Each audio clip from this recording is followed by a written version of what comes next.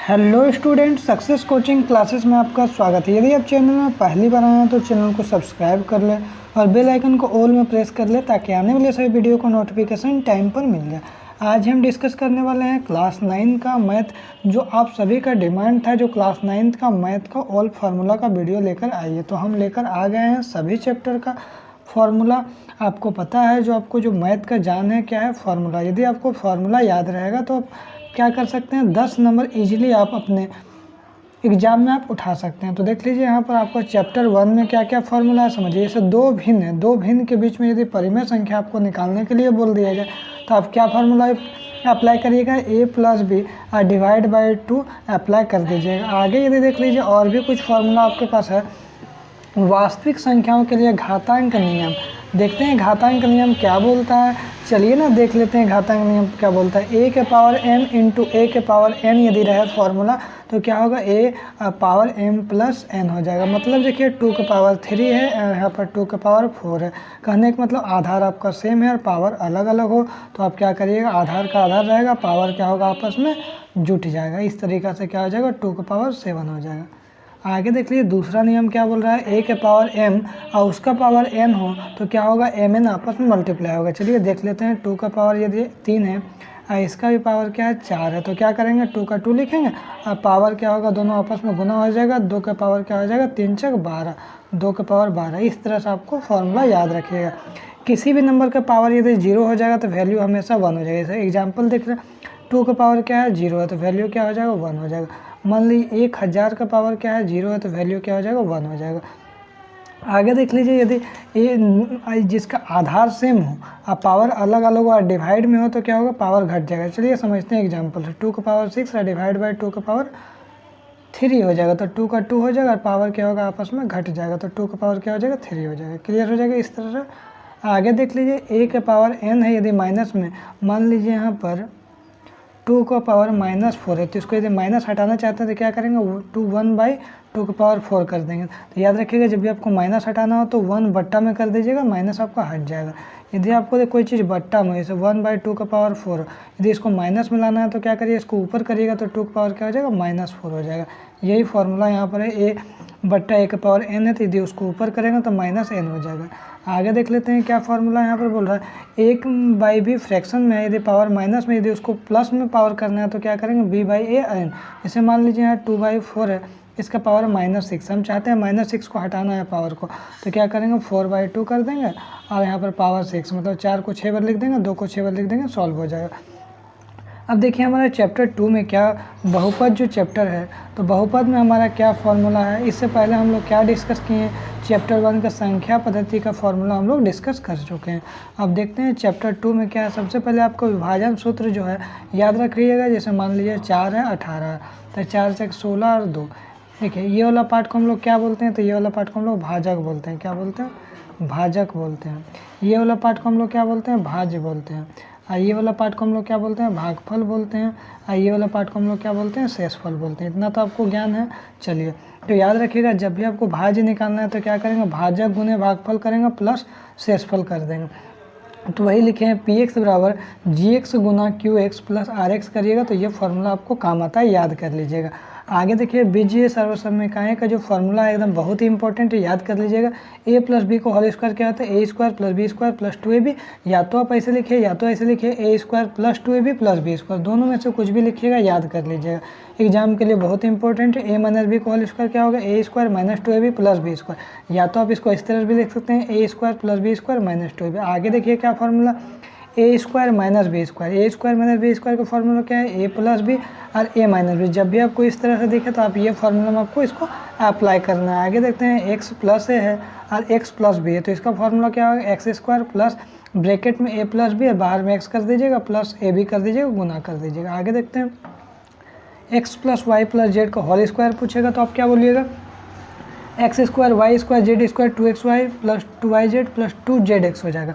मतलब क्या कहने का मतलब, इसे मान लीजिए 2x है प्लस 3y है प्लस 4z है, इसका होल स्क्वायर है। तो कैसे आप सॉल्व करिए, इसको मान लेंगे x मान लेंगे, इसको y मान लेंगे, इसको z मान लेंगे और सॉल्व आप कर लीजिएगा। अब देखिए a प्लस बी का होल क्यों क्या है, तो देखिए दोनों फार्मूला आपका एग्जाम में कभी कभी इससे भी आप सॉल्व कर सकते हैं या तो आप इससे भी सॉल्व कर सकते हैं। A cube plus b cube plus 3ab, अब ब्रैकेट में ए प्लस बी, या तो ये फार्मूला अप्लाई करिए या तो ये भी आप अप्लाई कर सकते हैं। A cube plus b cube plus 3a² b plus 3ab²।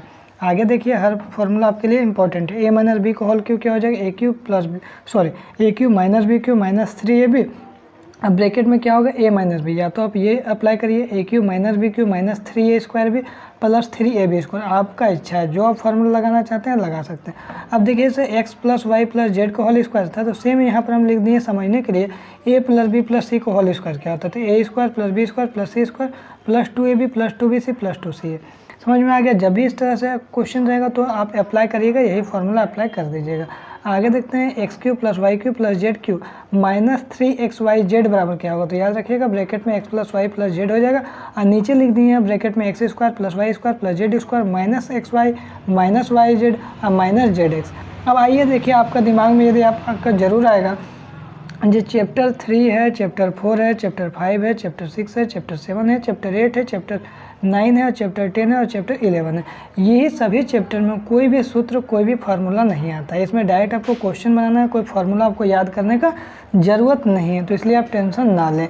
आगे देखते हैं चैप्टर नंबर 12 में आइए। अब हीरोइन का सूत्र जो चैप्टर है इसमें आपको त्रिभुज का क्षेत्रफल निकालना है। देखिए त्रिभुज है, यदि आपको समकोण त्रिभुज है, इस तरह से त्रिभुज है तो इसमें आपको क्या मिलेगा, ऊंचाई मिलेगा और आधार मिलेगा। यदि ऐसा आपको त्रिभुज है, आपको निकालना है क्षेत्रफल, तो आप त्रिभुज का क्षेत्रफल क्या निकालिएगा, 1/2 इंटू आधार इंटू ऊंचाई। या तो आपको कभी कभी आपको ऐसा भी देखने को मिलेगा, इस तरह से आपको इसको हम ऊंचाई बोलते हैं, इसको हम लोग आधार बोलते हैं। तो इस तरह ये फार्मूला समकोण त्रिभुज है तो आप कौन सा फार्मूला यूज करिएगा, 1/2 इंटू बेस इंटू हाइट करिएगा। लेकिन कभी कभी आप याद रखिएगा जो विषम बाहु त्रिभुज आ गया ऐसे इस तरीक़े से, ऐसा त्रिभुज जिसका कोई भुजा बराबर नहीं, ये भी अलग हो, ये भी अलग हो, ये भी अलग हो, तो कौन सा फार्मूला लगाइएगा, तो क्या लगाइएगा आप, हीरोइन का सूत्र लगाइएगा। हीरोइन का सूत्र का फार्मूला क्या होता है, अंडर रूट, अब बाहर में एस करिएगा, फिर एस माइनस ए, एस माइनस बी और एस माइनस सी। तो आपका दिमाग में आएगा भैया एस कैसे निकालेंगे, एस तो निकालने के लिए बता दीजिए।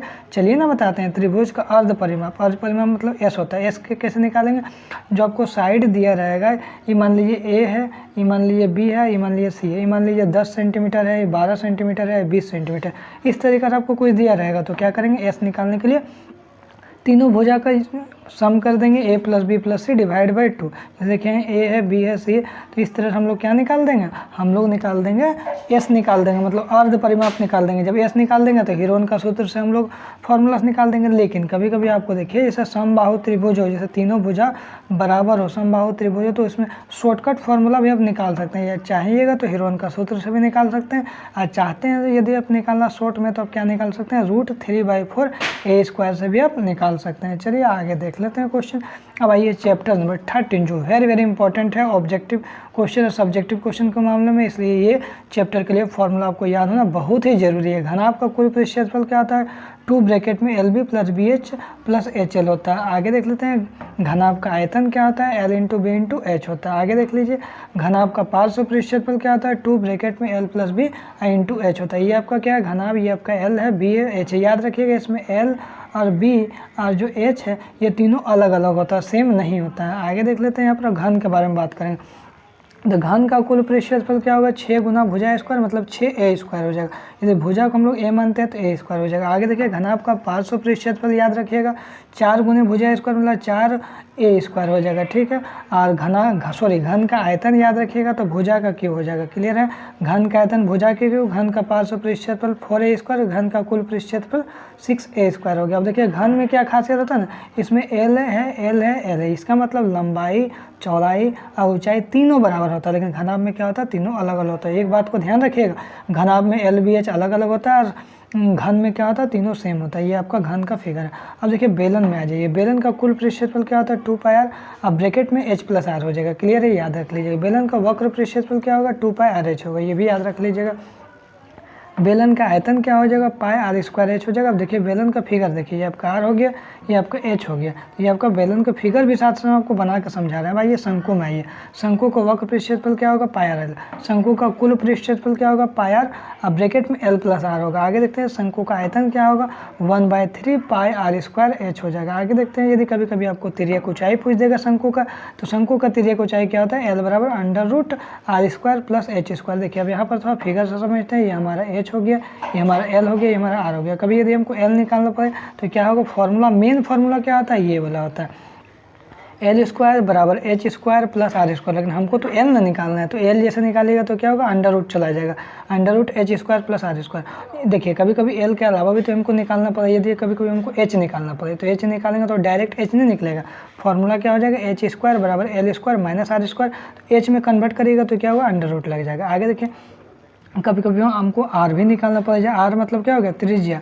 और H मतलब क्या हो गया, ऊंचाई, और L मतलब क्या हो गया, तिर्यक ऊंचाई। तो R निकालना है तो R स्क्वायर बराबर L square minus H square. तो R को यदि कन्वर्ट करिएगा तो स्क्वायर हटाइएगा तो अंडर रूट लग जाएगा। क्लियर हो गया यहाँ तक। आगे देख लीजिए, अब कभी कभी गोला, देखिए गोला मतलब क्या होता है, गेंद की बात कर रहे हैं। गोला का कुल पृष्ठफल क्या होगा, 4 पाई R स्क्वायर।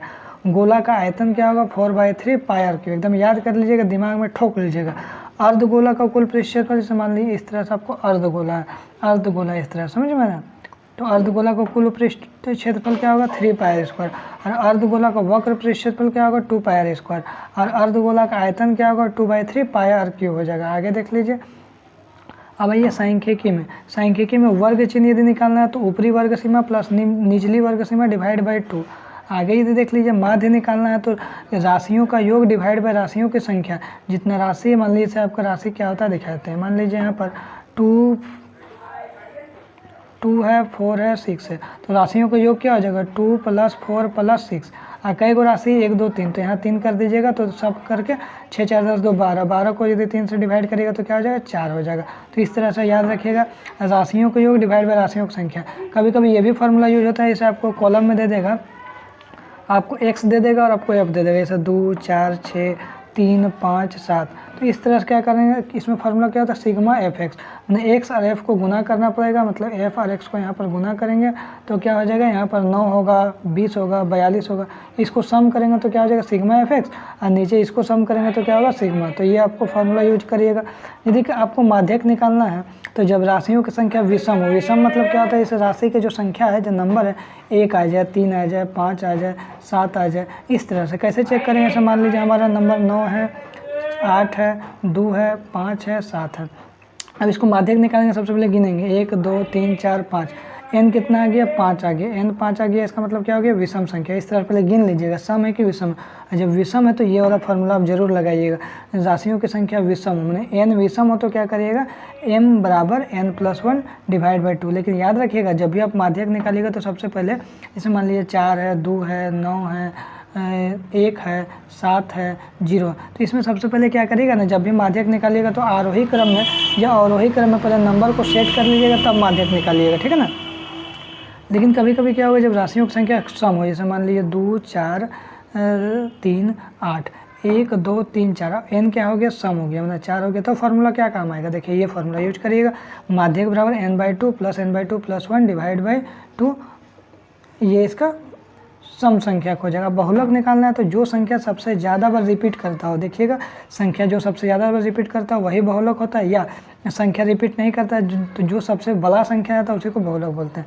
आगे देखिए 15 में प्रायिकता चैप्टर है, घटना घटने की प्रायिकता। तो यहाँ पर घटना घटने की प्रायिकता क्या होता है, पी ई बराबर क्या हो जाएगा, अनुकूल परिणामों की संख्या और डिवाइड बाय कुल परिणामों की संख्या। जैसे मान लीजिए हम एगो टॉस को उछालते हैं तो टॉस में कितना परिणाम आ सकता है, एगो हेड आ सकता है और एगो टेल आ सकता है, तो कुल परिणाम कितना आ जाएगा, 2 आएगा, 2। और जैसे हम बोलें कि हेड निकालने को प्रायिकता बताइए, हेड कितना बार आएगा, 1 बार, तो 1/2 क्या हो जाएगा, इसका प्रायिकता हो जाएगा। तो मान लीजिए एक और एग्जाम्पल देते हैं, मान लीजिए एक डाइस है, डाइस में बोलेंगे 4 आने की प्रायिकता कितना है, तो देखिए अनुकूल परिणामों की संख्या मतलब 4 कितना बार में आएगा, 1 बार में आएगा। और कुल परिणाम मतलब 1 भी आ सकता है, 2 भी आ सकता है, 3 भी आ सकता है, 4 भी आ सकता है, 5 भी आ सकता है, 6 भी आ सकता है, क्योंकि डाइस में 7 तो होता नहीं है।